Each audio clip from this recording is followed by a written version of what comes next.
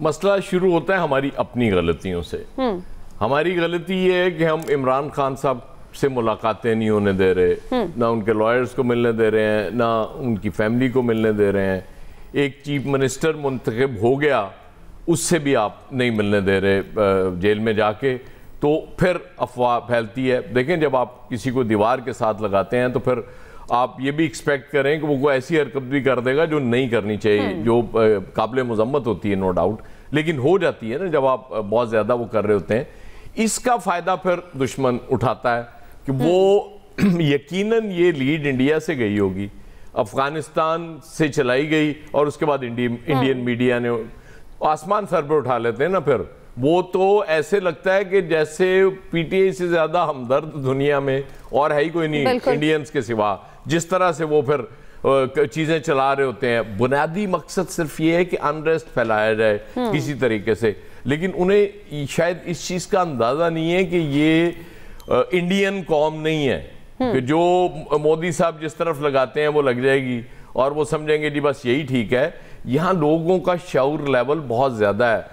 No doubt कि India में literacy rate हमसे ज़्यादा होगा, लेकिन लोग समझदार यहाँ ज़्यादा हैं। अब फेक न्यूज़ की आपने बात की, फेक न्यूज़ फिर वहाँ हमारी फिर दोबारा गलती है। गलती क्या है हमारी कि फेक न्यूज़ का वो जो मरकज़ था, जो गढ़ था, वो था सोशल मीडिया। आपने सोशल मीडिया को टैकल करना था, लेकिन आपने किया क्या? आपने मेन स्ट्रीम मीडिया को टैकल करना शुरू कर दिया। वहां आपने मिनिमाइज करना शुरू कर दिया न्यूज़ को, इंफॉर्मेशन को।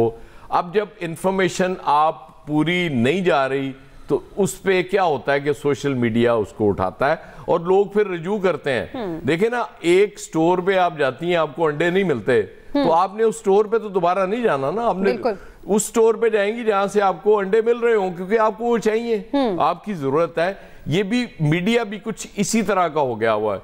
ये मीडिया आउटलेट्स एक तो है वो जो चैनल्स आप आ रहे हैं, आपने उन पे पाबंदियां लगा लगा के सोशल मीडिया को इतना स्ट्रेंथन कर दिया कि लोग उसी की तरफ राग़िब हो गए, उसी को देखना शुरू हो गए, और उन्होंने कहा कि नहीं नहीं यार, यहां तो खबर मिलनी नहीं। ये सबसे बड़ा हमने जुल्म किया है, अपने मीडिया के साथ भी किया है, अपने व्यूअर्स के साथ भी किया है, और अपनी कौम के साथ भी किया है। अब भी मैं समझता हूं कि जो करने का काम है वो ये है कि सोशल मीडिया पे बिल्कुल वो जो आमिर कह रहे हैं, जो आपने लोग रखे होते हैं, लेकिन बदकिस्मती ये है कि इन्होंने लोग रखे भी वही होते हैं जो सिफारशी होते हैं मैक्सिमम, जिन्होंने को दो चार वो ट्वीट कर दिए, को फेसबुक पे लिख दिया और वो समझे कि जी वो पैसे हलाल हो गए, हमें जो तनख्वाह मिल रही है काफ़ी है। लेकिन जाते जाते मैं आमिर साहब से एक सवाल अगर आप इजाज़त जी बिल्कुल जी। आमिर साहब, ये शहबाज शरीफ साहब का शेड्यूल में था दौरा लंदन या अचानक गए? मेरा ख्याल है वो इलाज चेकअप के लिए गए हैं, क्योंकि पिछले दिनों भी तबीयत खराब हुई थी, जो मैं नहीं वो था नहीं ना, मतलब वो इसीलिए गए। चले आमिर साहब, हम दुआ गो हैं कि उनकी लेकिन जो आप सोच रहे हैं वो बात नहीं है। नहीं वैसे ही मैं तो उनको कोविड भी हुआ था, मैंने तब भी कुछ नहीं सोचा था जब बाजवा साहब मिलना चाह रहे थे, मैं नहीं सोचता था। लेकिन अयाज साहब उनकी सेहतयाबी के लिए दुआ तो कर सकते हैं और उम्मीद कर सकते हैं कि सेहत के साथ साथ बाकी मामलात भी बिल्कुल ठीक रहे। फैसल साहब, यकीनी तौर पर जैसे अयाज साहब ने कहा कि इंडियन मीडिया तो छोटी सी बात को बढ़ा चढ़ाकर इतना पेश करता है, प्रोपेगेंडा बना देते हैं। गुब्बारे पर पाकिस्तान लिखा हो तो उसको उसके साइडों पर कपड़े बांधकर उसकी तहकीक करना शुरू कर दी जाती है, कबूतर आ जाए तो उसकी तहकीक हो जाती है। तो ये प्रोपेगेंडा फैलाना तो इंडिया के लिए बहुत मामूली सी बात है। वो जब भी उनका कोई चैनल उठाकर देख लें तो कोई ना कोई प्रोपेगेंडा वहां चल रहा होता है पाकिस्तान के खिलाफ। इस तमाम तर सिनेरियो में किस तरह से हमारी आवाम को बचाया जा सकता है इन तमाम प्रोपेगेंडा मुहिम से? अब की बार इंडिया ने क्या कर दिया, क्या झूठ क्या फैलाया है? सर फैसल साहब, जो रात खबरें हमने देखी बानी पीटे की सेहत के हवाले से, वो भारत अफगानिस्तान बात थी, आप मुलाकात करवा के, बहुत आसान सा रास्ता था कि आप मुलाकात करा देते, एक लम्हे में इंडिया का पूरा मीडिया जो है वो दलील रुस्वा हो जाता। बहुत ही आसान नुस्खा था ना। जब आप सच का रास्ता रोकेंगे ना तो। लेकिन फैसल साहब, झूठ सामने लाके ये तो नहीं कहा जा सकता कि वो ठीक हैं। आप इस बात पे एतराज नहीं करें कि सामने वाला झूठ क्यों फैला रहा है, आप इस बात पे एतराज करें ना कि आप सच का रास्ता क्यों रोक रहे हैं। अच्छा, आप सच का रास्ता नहीं रोके, बहुत आसान नुस्खा है ना, आप मुलाकात करवा देते, सारा ये प्रोपेगेंडा एक लम्हे के 1000वें हिस्से में जो है ना खत्म हो जाता है ना।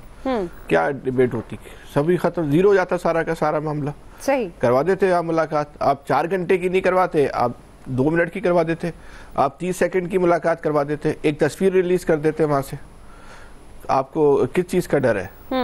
आप पहले इमरान खान के हवाले से इंडिया, अफगानिस्तान, इसराइल, जो पाकिस्तान के दुश्मन जो भी प्रोपेगेंडा कर रहे हैं वो तो अपनी जगह है, ये तो हमारे दुश्मन है ना। बिल्कुल। इनका तो काम ही पाकिस्तान को नुकसान पहुंचाना है, पाकिस्तान के खिलाफ प्रोपेगेंडा करना, हर वो हरबा इस्तेमाल करना है जिससे पाकिस्तान का दाखिली खारजी इंतशार में इजाफा हो, यहाँ मसाइल पैदा हो, पाकिस्तान में गड़बड़ हो। ये तो उनका बुनियादी हदफ है। तो वो तो अपने हिस्से का काम कर रहे हैं, हम तो अपने हिस्से का काम कर ले। हमारे हिस्से का काम ये हो सकता है कि उस चीजों को रोकें। तो उसको रोकने का जो तरीकेकार है उसको फॉलो करना होगा ना। या हमने बैठ के टॉक शो में या इंडिया पे तनकीद करके तो उसको आप नहीं रोक सकते। इतना प्रोपेगेंडा अगर अभी भी आप मुलाकात नहीं कराएंगे तो प्रोपेगेंडे की जो शिद्दत है उसमें इजाफा ही होना है ना, कमी तो नहीं आनी।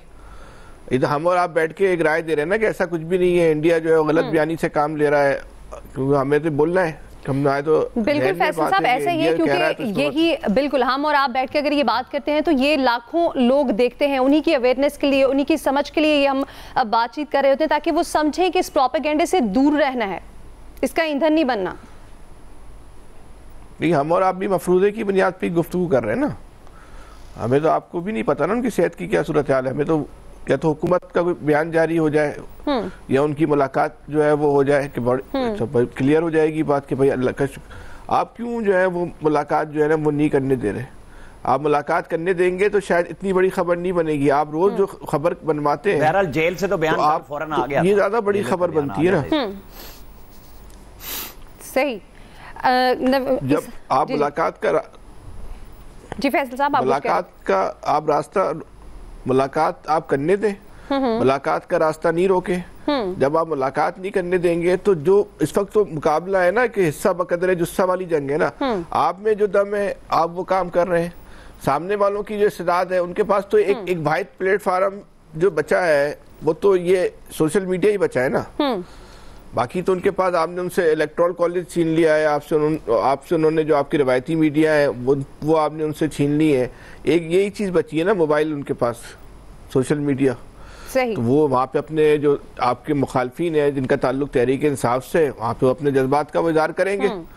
अब आपकी हिकमत अमली ये होनी चाहिए कि आप उनसे वो प्लेटफार्म भी छीन लें, वो उसकी आप पूरी कोशिश भी कर रहे हैं, उसमें जितना आप कामयाब हो सकते थे उतना कामयाब भी हुए।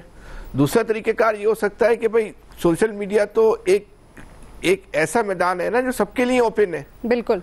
सिर्फ तहरीक इंसाफ का सोशल मीडिया तो नहीं है ना, ये कोई जो तहरीक इंसाफ वालों की जात तो नहीं है ना, फेसबुक, ट्विटर, ये तो इसको तो कोई भी इस्तेमाल कर सकता है। तो आप भी इस्तेमाल करें, आपको किसने रोका है? इतने लोग लेकर आ जाएं, आम आदमी को भी अपना हमनवा हम ख्याल बना लें और आप मुकाबला करें। यही जो है वो तहरीक इंसाफ जो है वो चारों शान चित हो जाएगी। सही। ये तरीकेकार है, लेकिन आप ये भी नहीं कर सकते। इसके लिए ताकत की जरूरत तो नहीं है, इसके लिए तो प्यार की जरूरत है। लोग आपके ख्याल से, आपकी सोच से, आपकी नजरिया। खालिद साहब, फैसल साहब ये कहते हैं कि अगर मुलाकातें